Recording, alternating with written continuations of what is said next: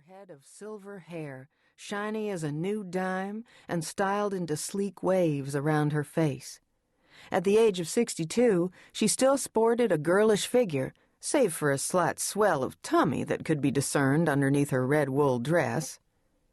Mavis was shorter than Bertie, with close-cropped hair, the salt and pepper color of a schnauzer's. Her best points were soft brown eyes, the color of malted milk balls, her late husband Arnold used to say, and shapely calves. "Fetching or not," Bertie said, "I have no interest in—" Gracie Tobias, who'd been taking tickets at the front door, darted across the slick gymnasium floor to the refreshment table. "Did you notice Attalee's vulgar behavior on the dance floor?" she said. "I think it's time for a faster song." Mrs. Tobias, who wore a boxy black jacket with slim skirt and pearls, knelt next to the boom box. In moments, "Fly Me to the Moon" was replaced by a double shot of "My Baby's Love." "There," Mrs. Tobias brushed her hands together. "Much better. How are things going at the Punch Bowl?" "Not spiked yet, unfortunately," Mavis said. Mrs. Tobias laughed and helped herself to a cup of punch. "I know what you mean. I could use a bit of a toddy myself." Mavis tapped her foot in time to the music and looked longingly at the throngs of dancing couples. "I'd settle for a turn around the floor." "Maybe later," Bertie said with a yawn. "I'm bloated from all the punch I've been drinking." "I didn't mean with you," Mavis said with a sigh. "Nothing personal, but I'm tired of dancing with my girlfriends at these functions. For once, I'd like to be in the arms of a man." "All evening long she's been in a state," Bertie said to Mrs. Tobias, "going on about moons and Junes as if she were at the junior-senior prom again." Mrs. Tobias dabbed at her mouth with a napkin. "Heavenly day. I'm grateful to be done with romance, all that groping and heavy breathing that comes with courting. In my book, there's nothing more common. Besides, I'm 63, not sweet 16, and much too old for such shenanigans." "Last month's Good Housekeeping claimed that 60 is the new 40, Mavis said. "Plenty of women have romances at an older age." "Oh, really?" Bertie asked. "Name some." "Well, there's Joan Collins," Mavis said. "Didn't she marry a young Swedish gold digger?" Bertie said. "Yes, but then she divorced him and remarried and is supposedly happy as a lark with her current husband," Mavis said. "And what about Barbra Streisand and Jim Brolin? Theirs was a late-life romance." "Celebrities don't count," Bertie snapped. "It's a cinch to attract a man when you have millions of dollars and can scamper off to a plastic surgeon at the first sign of a wrinkle or a bulge. Try snagging a man when all you have to offer is creaky knees and your AARP discount card. Give me an example of one ordinary older woman who was having a romance." "Attalee," Mavis said. "Oh, well, Attalee." Bertie pursed her lips into a smirk. "She's hardly ordinary." "That's for certain," Mrs. Tobias said with a titter. Bertie glanced at her watch. "I hope this dance wraps up soon. I'd like to catch an episode of Murder, She Wrote." "I heard that was in syndication," Mrs. Tobias said. "What channel does it come on?" Mavis made a face. "I'm tired of sitting at home and watching old lady television shows. I don't know about you gals, but I'm going to go and find a fella to dance with." She surrendered her punch ladle to Bertie and flounced away from the refreshment table into the semi-darkness of the gymnasium. "Good luck, Mavis," Mrs. Tobias called after her. Turning to Bertie, she said, "She's not herself. Maybe I should take her to my garden club meetings. Plunging a trowel into the soil is a wonderful diversion." "She is behaving peculiarly," Bertie said. She stared at the clutch of dancers on the floor. "About what Mavis was saying. Do you ever think about it?" Never, Mrs. Tobias said with a resolute lift of her chin. I was married to my late husband Harrison for 30 satisfying years, and that's all I'll ever need.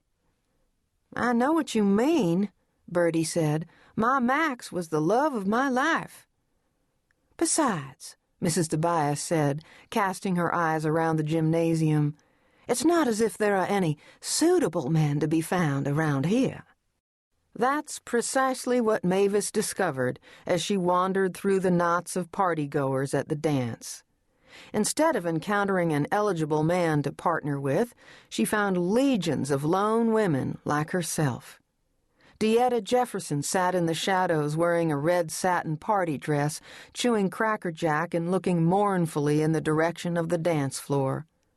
A posse of women from the Ladies' League at the Rock of Ages Baptist Church were passing out buttons that said, "Down with Dancing," but Prudy Phipps, the president, betrayed herself by unconsciously tapping her foot to the beat. Jewel Turner, who was two-stepping on the fringes of the dance floor, grabbed Mavis's arm and said over the din, "Why don't Baptists make love standing up?" "Why?" Mavis asked. "'Cause it might lead to dancing," Jewel said.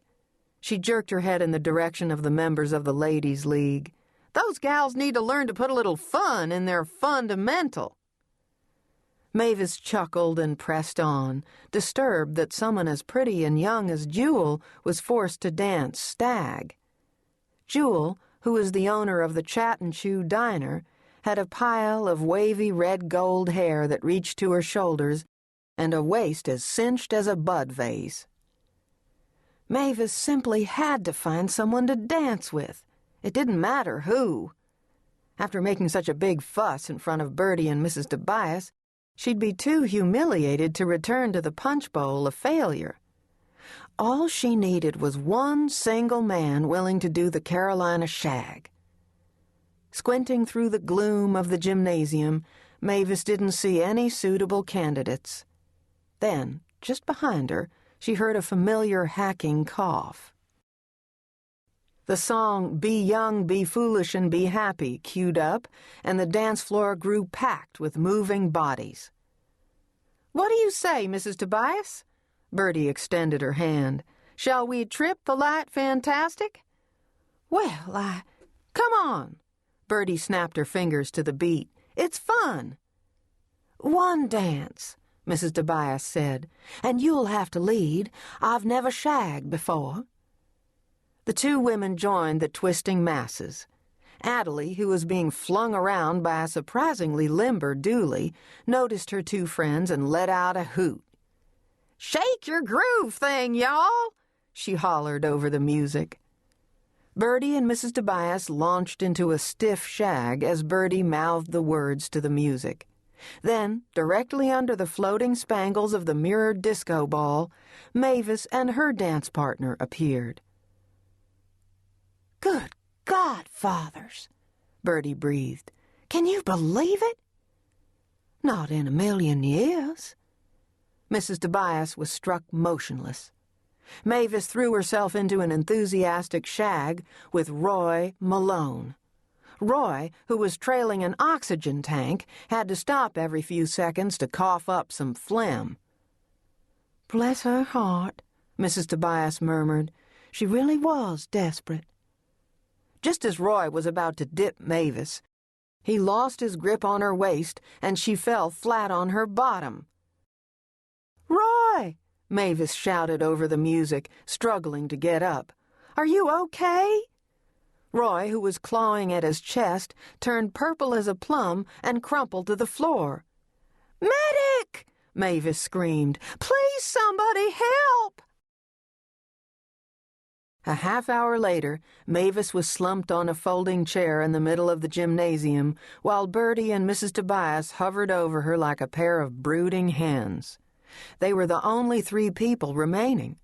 After Roy's collapse, the sweetheart dance had lost most of its zing. "Now, Mavis, it's not that bad." Bertie patted her shoulder. A model-faced Mavis looked up at her friend. "Yes, it is. I could have killed Roy, and all because of..."